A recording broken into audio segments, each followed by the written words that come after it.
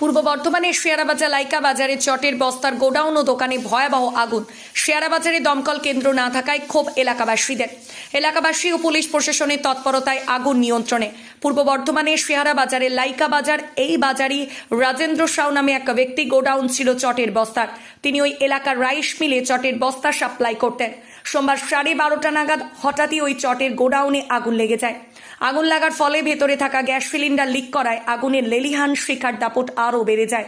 স্থানীয় বাসিন্দাদের অভিযোগ, বহুদিন ধরে তারা শেয়ারাবাজারে দমকল কেন্দ্রের আবেদন করেছেন, কিন্তু শেয়ারাবাজারে দমকল কেন্দ্র না থাকায় সোমবার এই অগ্নিকাণ্ডের ভয়াবহতা বুঝতে পারল সাধারণ মানুষ। এলাকার বাসিন্দা ও পুলিশ প্রশাসনের সহযোগিতায় আগুন নিয়ন্ত্রণে আসলেও এলাকাবাসীদের দাবি অবিলম্বে এই এলাকায় একটি স্থায়ী দমকল কেন্দ্র তৈরি করা হোক। ও কাকিমা মারা গেছিল, সব ওইখানে ডেড বডিকে নিয়ে যাবার জন্য ব্যবস্থা করছিল।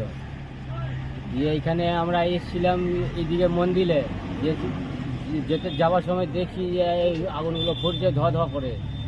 যে কাকার কাছ থেকে যতক্ষণে গেছি ততক্ষণ এইখানে কি থেকে আগুন লেগেছে মনে হচ্ছে? আগুন কিভাবে লাগতে পারে বলে মনে কিভাবে হচ্ছে? লেগেছে আমরা বুঝতে পারি না। আমরা কারেন্ট তো থেকে কেউ লাগতে থাকি পারে না, কোনোভাবে? কারেন্ট থেকে লাগতে পারে কোনোভাবে? সেটা আমি কিছু বলতে পারছি না। কেউ বসবাস করতো এখানে? হ্যাঁ, কাকি কাকা সব এখানেই থাকে। তো কি ক্ষতি হয়েছে কেমন কি মনে হচ্ছে? ক্ষতি মোটামুটি এই আলমারিতে টাকা পয়সা ছিল, কাগজ জমি জায়গার কাগজপত্র সব এর মধ্যেই ছিল, কাকা মা কাকির গয়নাগুলো সব এর মধ্যেই ছিল।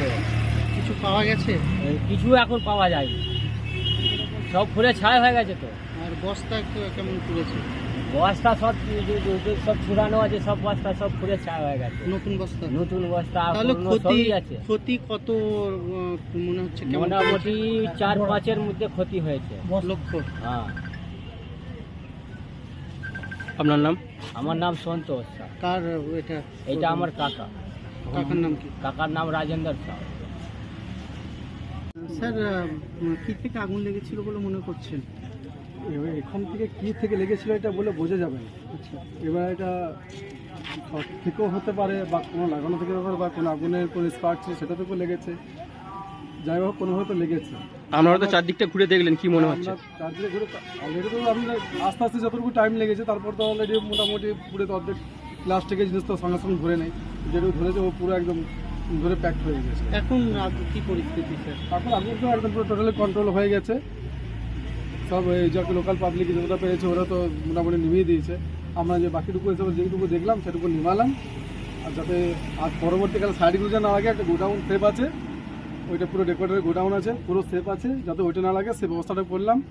ওইটা একটু স্প্রে করে দিলাম যাতে ওইখানটাও আগুনটা না লাগে। স্যার, আমরা দেখলাম আপনারা আসার সময় কিছু মানুষ বিক্ষোভ দেখাচ্ছে। তো বিক্ষোভ যখন পাবলিকও দেখাবে, আমরা তো আর উড়ে আসতে পারি না। যতটা আমাদের টাইম লাগে তার থেকে তো আর আসা যায় না, উড়ে তো আসা যায় না। বলুন, আপনারা কি দেরিতে এসেছেন? না, আমাদের দেরিতে আসার কোনো প্রশ্ন নেই।